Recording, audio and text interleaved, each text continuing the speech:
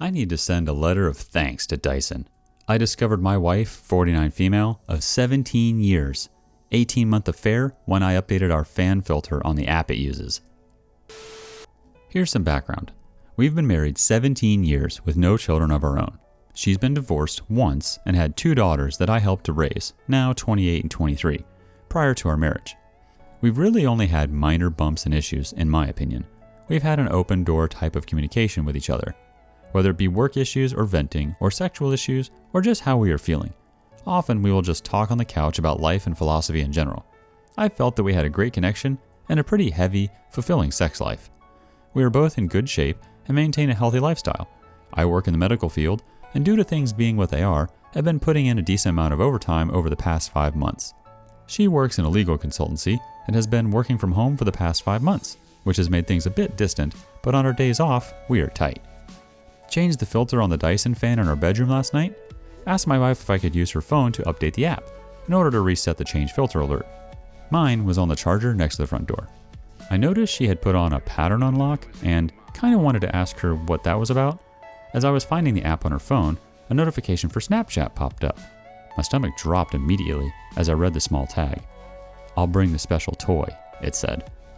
My brain understood the words, but my mind just stopped functioning. She asked what was the matter after, I guess, several minutes of me just sitting and staring at the bedroom fan. My wife has an obligatory quarterly out-of-town meeting that puts her 2 states away for 5 days every business quarter. I knew it was about this coming trip Monday. I've perused Reddit for years anonymously. I've read hundreds of stories that began like this, and never once have I thought of being me that would sit on my bedroom floor and be in such a cold, dumbfounded state. I recovered and said, "Oh, just getting info about the IPN router." That's how the fan communicates through the app. I have a Chromebook that she logged into Facebook yesterday. I took a week's vacation short notice. My supervisor is a cool chick, and once I laid it out what I may have discovered and have to do, I'm going to need the time off. I've been up all night reading her chats. She left to go to the office just now, and I made sure the Google location history was on and find my phone was active. I'm so suspicious of everything she does now, I can't look at myself in the mirror. She doesn't know I saw the message notification. I logged on to the messaging system that Verizon uses and have signed in under her number and my name. There are at least 15,000 that date back to February of last year. Messages, memes, flirty pics, and some X-rated ones too. She stopped texting him this way about 3 months ago. Didn't stop texting him, but stopped using the message app through Verizon. I'm guessing they switched to the Snapchat because it's discreet. I'm not on any social media in any way, shape, or form. I am clueless. I just figured out that you can't log into Snapchat through Facebook. But it just takes an email and password. And she has used this Chromebook to do that. Hell, she used it just 3 nights ago lying in bed next to me rubbing my back while I went to sleep. She messaged him and sexted him lying next to me. It's a younger man from work. He is married and has 3 young children. He and his wife have Facebook. I've met him twice. Shook his hand. I'm at a complete loss again and have wandered my house that I custom built for her for hours. I almost can't feel anything. What little that I am processing is just white hot rage. I logged on Snapchat and there it all was. I have called my best friend who has been divorced 3 times. Don't get me started on his partner picker. He recommended a vicious lawyer. I plan on recording, saving everything. There's pics of them. I'm sure her phone or his has video. I desperately want this to be a bad dream. She said terrible things about me. She's told him my insecurities. She's told him I love you. They have made no long-term plans, so this feels like a purely sexual relationship. It almost makes it better, but also makes it so much worse. Like, she's literally throwing away our life for this. She knows cheating is an absolute deal breaker for me. Our usual routine on the day she leaves for her meetings is I take her to the airport and drop her off with a long goodbye. I can't even think about what I have to do now. My friend says print out the entire thing and see if I can recover things from Snapchat. From what I understand, I can't, unless I have her phone. My plan is to see the lawyer today. I'm paying a ridiculous amount to jump in her appointment line. Get the ball rolling and hopefully have a plan of action from her. I really want to book a flight and follow my wife to the hotel she's staying at and catch her in the act. I have access to her hotel booking options and have put myself as a contact person, so I can get a room key without alerting her. I think I'm just going to log into the messaging apps when I get into town and watch it happen in real time. If I could get the papers ready in time, I'd hand them to her. Instead, I'm just going to hand her the printouts. It's a 600-page PDF. His wife accepted my friend request. I'm debating sending everything now. I am seething. I just don't want to lose any advantage.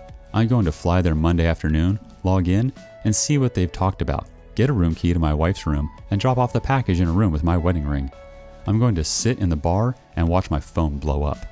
I'm going to call the AP and tell him to meet me in the lobby or bar and to bring my wife down. Then tell him that a similar package has been sent certified mail to his home addressed to his wife, as well as a Facebook message that I plan on hitting send on as I tell him. It feels petty and weak. I want to rage and scream, but I'm helpless. This morning, all I could do was give her a peck on the cheek goodbye. I really can't stand to look her in the eye. I somehow have to get through the weekend. I guess I'm asking, is my spiteful, hate-fueled plan worth it? I just want to inflict pain at this point. I want to hurt her emotionally. I feel eviscerated, emasculated. I will not entertain an apology. This is the one act that is unforgivable. It takes so many steps to cheat on someone. They all can be stopped until the sin is complete. Then it is done. Should I just confront her tonight or catch her? I don't think I'll update. I'm truly thinking about never using social media again and only being with a partner that has a similar outlook moving forward. ETA, I found the special toy. Keep in mind we have a chest full of adult fun devices. It was already in her carry-on. It's one of those remote control vibrators, the ones that can be controlled by an app. It looks expensive. I meet with the lawyer in 90 minutes. Update number 1. I met with a lawyer. She was actually kind, and I dare say compassionate with me. She told me point blank that her job was to represent me in this fight for my future, and my job in all of this was to tell her the complete truth and not make her job harder. I went to Kinko's and printed the file out. Cost $534 for color because I wanted to have the pictures pop. Shout out to Chris at Kinko's for not making a scene when the nudes started coming out. He asked what it was all about, so I told him. He was taken aback, but shook my hand and said sorry. I went home and crashed for about 3 hours, and soon-to-be ex-wife came home around 19:30, usual time. Lawyer said to forget any Hollywood confrontation in a hotel bar, that it would look pretty crazy and not becoming at all. So I'm sorry to all of those people that wanted the high drama. She's right, ultimately. There's 2 routes to take with divorce, contested or not contested. She said I would have to notify my soon-to-be ex-wife that I have retained counsel, and in order to proceed, my soon-to-be ex-wife would have to either contest the divorce or we would go through mediation and file from there. So, she got home about 2 hours ago. I asked her if there was anything going on that she wanted to talk about. She said nothing other than the election. She then asked what was bothering me. I wanted to cry, but truthfully, I was cried out. I said I was curious as to why she had a remote control vibrator in her luggage. The look on her face was actually more telling than anything I've ever seen. She looked panicked, pale. She began to breathe faster, sweat. I asked why she would have something like that. Who had the code and the app to it? She stammered and the tears began. As I pulled out my 3 file folders worth of text exchanges, I asked if the AP's wife would have it. She cried and pleaded that she could explain. I said she had 5 minutes to do it. Of course she couldn't. I told her that my attorney told me to tell her. I also told her to leave. She screamed it was her house too. I calmly told her that may be, but I would be notifying everyone about her affair and betrayal. That even the girls will know. Or she can leave now and find living arrangements for the time being. Hell, she'll be at her work conference for a week. She was speechless. I calmly pulled up Facebook and showed her the AP's wife. I said, "Do you want me to tell her, or are you going to do it right now?" Tears and moaning and pleading with, "I love you," and "It wasn't supposed to go this far."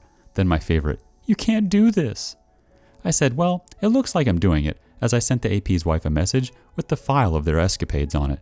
I prefaced it with apologies and a brief explanation. I haven't heard back from her. I leafed through the stacks of paper and started reading random excerpts out loud to my soon-to-be ex-wife. "I just wish we could spend the day attached to each other, just you inside of me. You feel so much more intense than any other woman I've ever been with." She is still sobbing and asked to talk about us. She says our marriage can withstand her mistake. I told her I would never forgive her. Her word is and that she threw away the last 17 years. I'm still entertaining the whole tell HR thing, and I'm going to tell everyone about her decision to end our marriage by cheating. Thank you to everyone who responded. I feel bad I couldn't respond to all the PMs and responses. I have a therapy appointment scheduled Tuesday. I kind of feel extremely elated. I'm shaking and incredibly low right now. I kind of want to die. The house is pretty quiet except for her crying and moaning. I told her not to come back after her trip. I'm currently sending friend requests and trying to get everyone on my page. I'm just going to send it out to everyone that way. I'm going to wait until the morning to call the girls.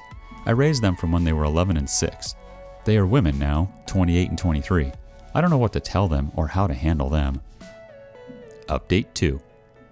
To those that kept saying, "That's not how Snapchat works." Yes, you are correct. She had that running in the background.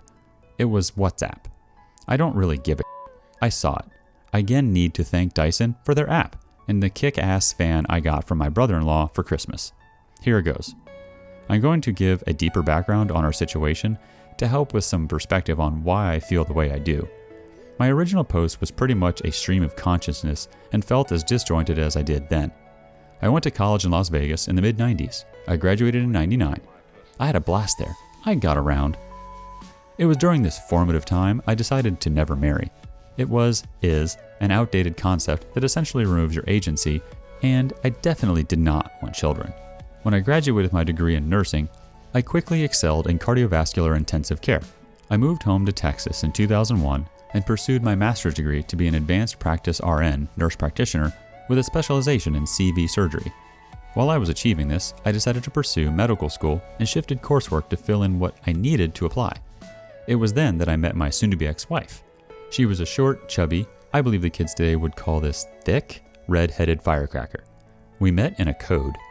It was intense, both the attraction and the dating. We were saying I love you within 3 months. She was a mother of 2, remember, I wanted to be child-free, that had been divorced for about 2 years. She was just getting out of an on-again, off-again relationship when we met. We dated for about 2 years, and she slowly introduced her daughters to me, 11 and 6. She sat me down one night and gave me a pretty heartfelt but pragmatic talk about us, or where we were at the time, and what she expected from me, or any other partner. Essentially, she said it was time to either get married or move on. I was still pretty anti-marriage, and she respected that. She was telling me this to give me a chance to think about us and what the future looked like. She had a pretty good point in that we were living together 8 months and even had each other as persons to notify in an emergency. She joked that all it was missing was having each other on our insurance. It was a good, honest talk, and we agreed that we would continue on for a bit more, but I would ultimately have to make the decision. 2 weeks later, I had an acceptance letter to a medical school about 2 hours away. I was ecstatic and crushed at the same time. I had just had my 26th birthday and was about to accomplish a huge life goal.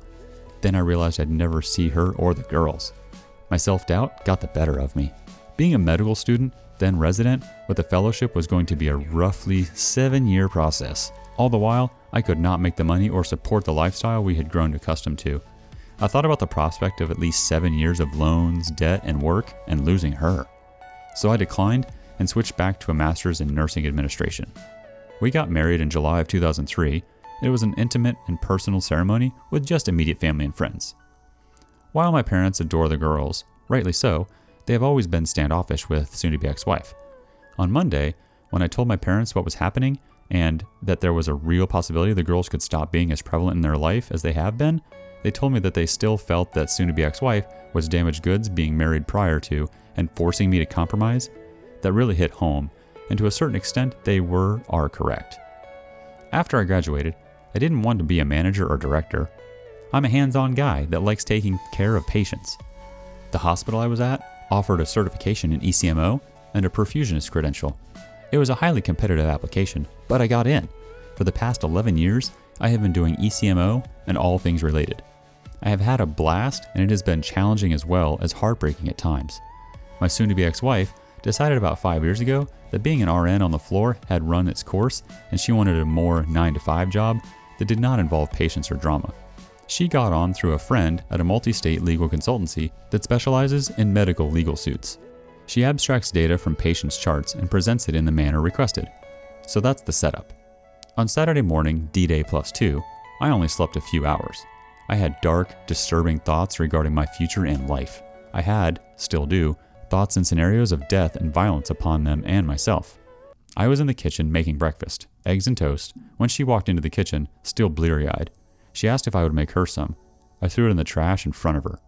I then proceeded to load up my record player and play music from my youth at an uncomfortable volume to prevent her from trying to talk to me. Real mature, I know.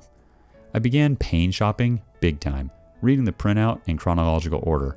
I do and I don't recommend it. By the afternoon, I was done with Black Fang and Danzig. I was listening to Torch breakup songs by Chris Isaak and Ray LaMontagne.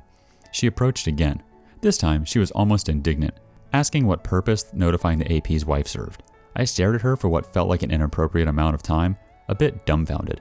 I told her point blank that at least she, AP's wife, would get the chance to make an informed decision about her future instead of compromising and sacrificing for someone that would betray them so selfishly.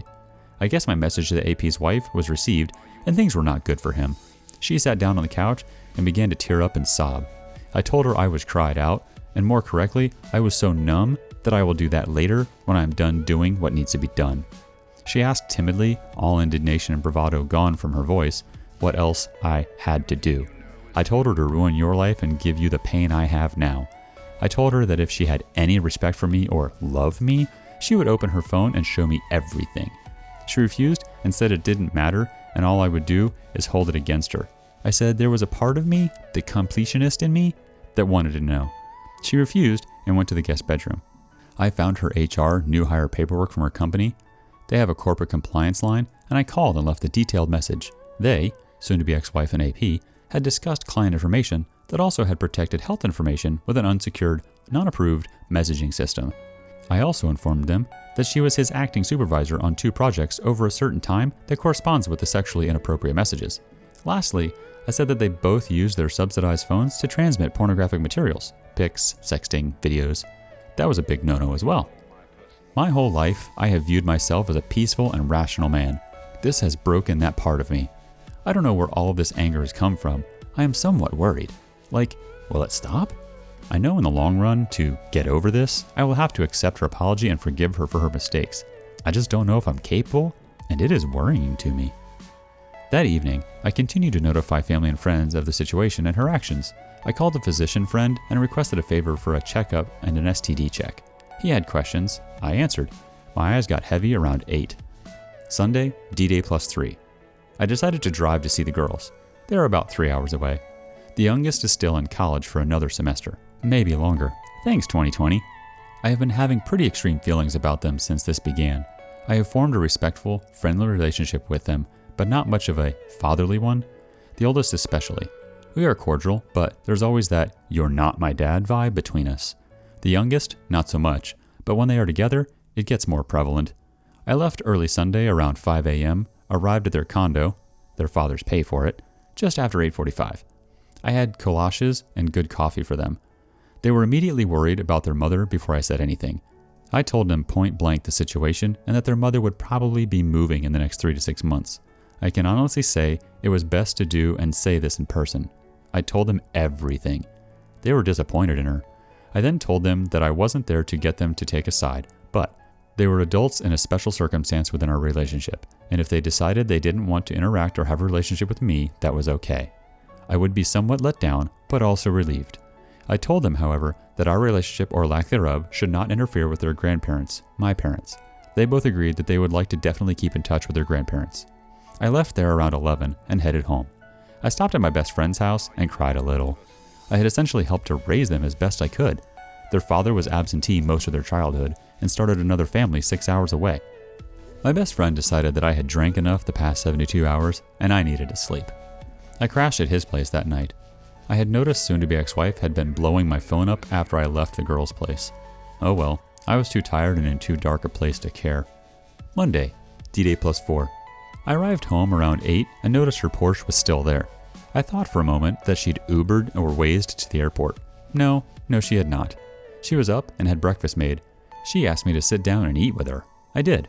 She asked how it tasted. I told her like static. I told her I've had a hard time tasting and feeling anything other than bitterness and anger for the past 5 days. She had called in sick at work and did not leave for her quarterly meeting. She tried to start talking about how worried she was for me and that she loved me so much. She had gotten a call from her oldest yesterday around noon, and they were deeply disturbed by her behavior. I laughed. As I did it, I realized it was not a funny laugh. It had a manic kind of feel to it and took me aback. I said, "Oh, you love me so much. You have a 1.5-year affair behind my back? You love me so much you some other married man? You love me so much you pissed away nearly half of my life because... She had never given me a reason as to why she did it. I told her that, and it made it so much worse. I went to the liquor service and pulled out the bottle. The bottle was an 18-year Glenfiddich that my grandfather bought for us when we got married. It was our tradition to have a small sip on our anniversary night, and remember that things get better with time and patience. I chugged the remainder of it. It was about 1/3 of the bottle that was left. I said, sorry I didn't offer her any because she did not deserve any.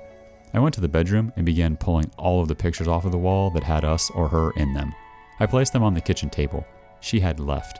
My attorney, or rather her paralegal, called to notify me the petition for divorce was ready, and I needed to sign off on it before it could be filed and soon-to-be ex-wife would be served within 10 business days.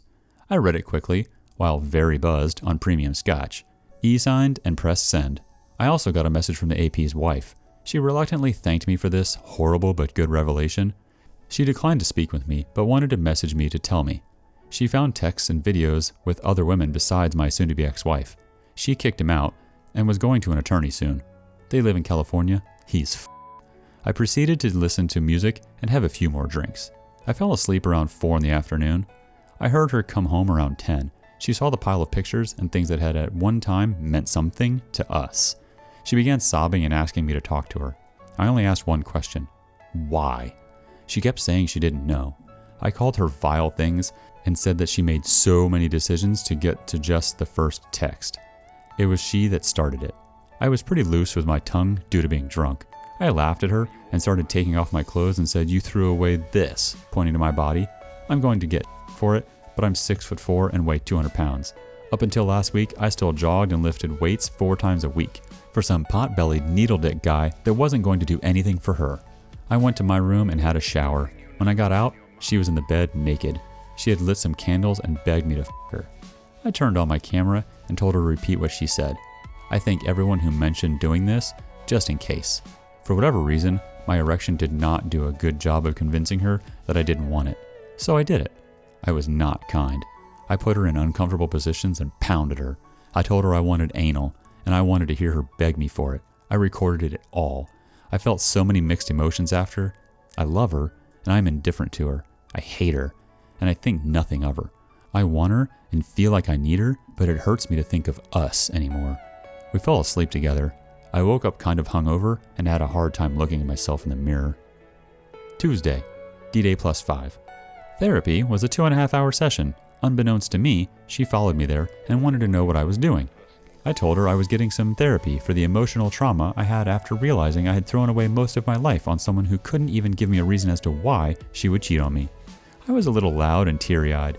My soon-to-be new therapist saw most of the exchange. I called her horrible names and told her I wished her dead. Needless to say, my session was intense. He prescribed some sedatives for me, and I had another shorter appointment scheduled on Thursday.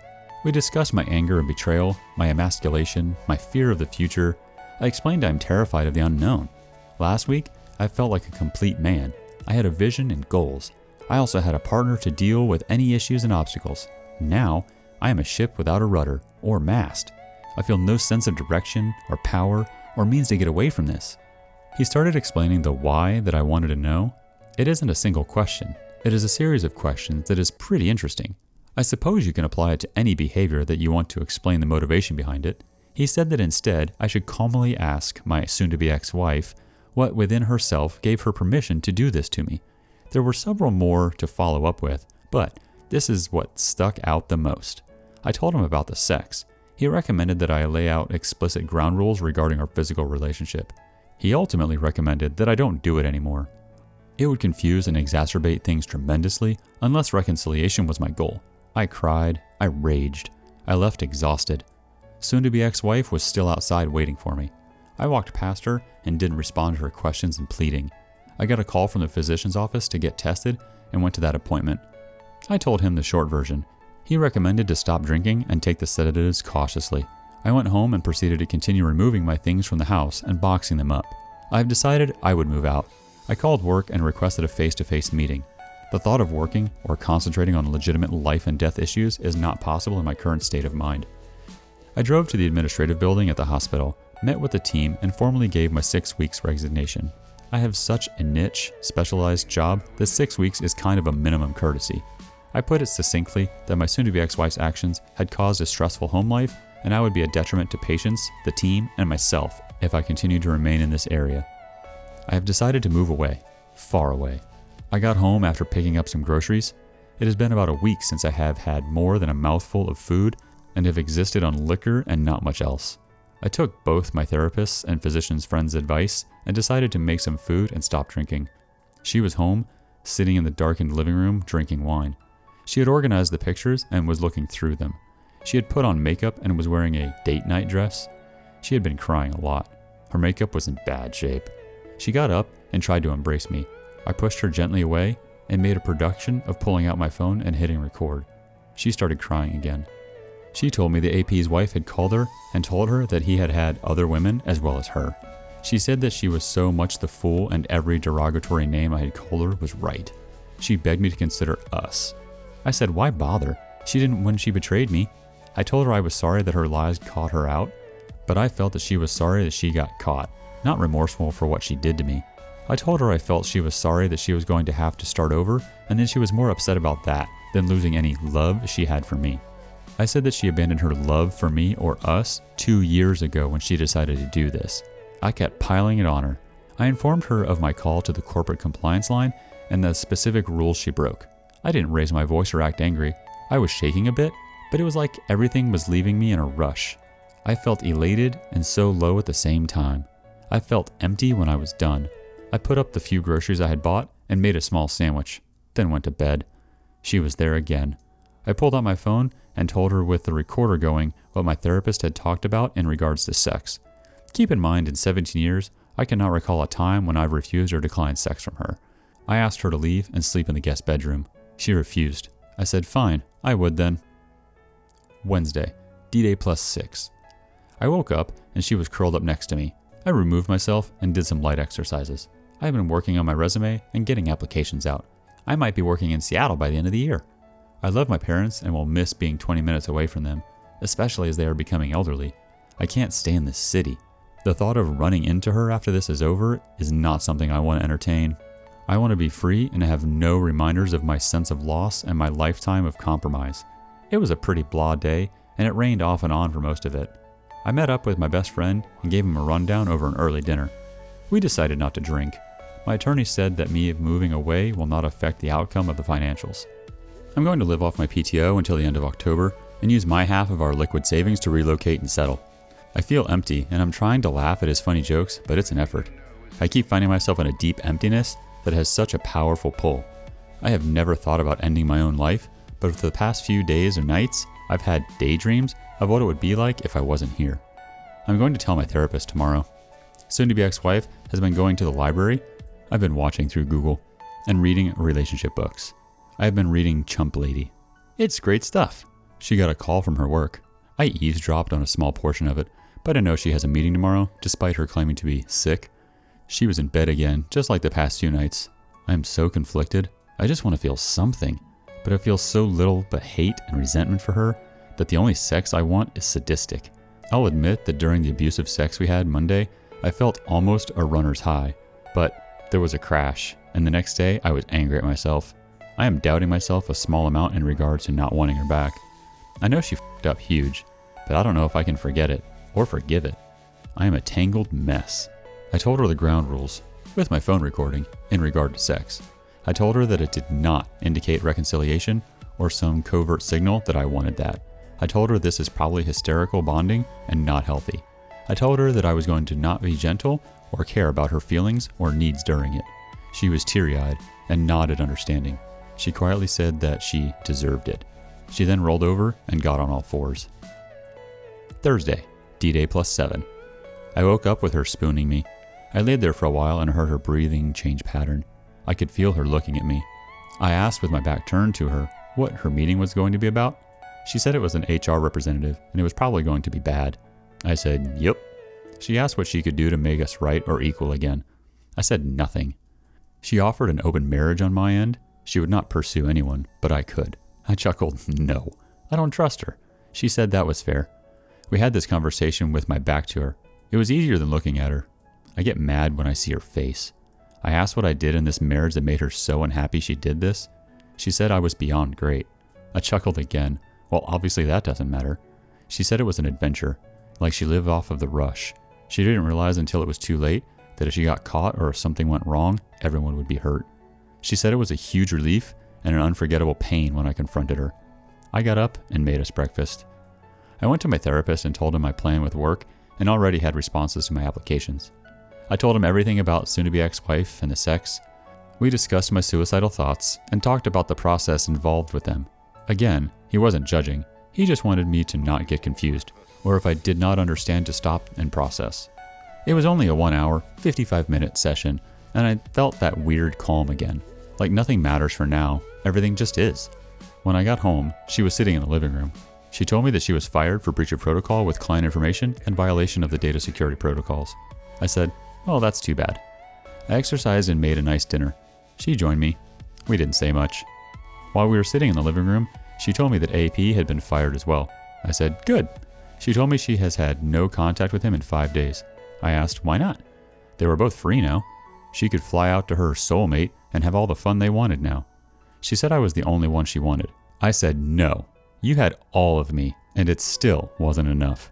I told her that in nearly 20 years of work and our relationship, I had been approached and hit on too many times to count. I managed to not fall in love or anyone else. Now, I am so bitter and angry because of the compromises I made. She asked what compromises. I told her. My wanting to go to medical school, but decided to get married and be stable. My not wanting children, but because they were a part of her, I accepted them and compromised. I said I made those compromises for our love, but obviously I had misplaced my trust and love in her. I told her that if I could go back in time, I would tell 26-year-old me to pass her up. She asked again what she could do to bring us back together. I told her that I will not ever compromise for her again, and that means we really can't have a healthy relationship. I told her I would never love her again, and that at best, I would treat her like a sex toy.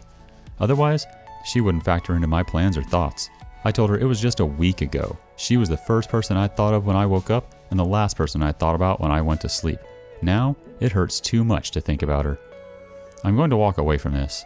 I feel like it is starting to constantly remind me of things. I cannot thank those kind people I could chat with and who shared their pain and stories that have helped me. This has been, on a whole, a good thing for me to do, but I keep replaying things and feelings I'd rather just walk away from. I remain confused about what I want.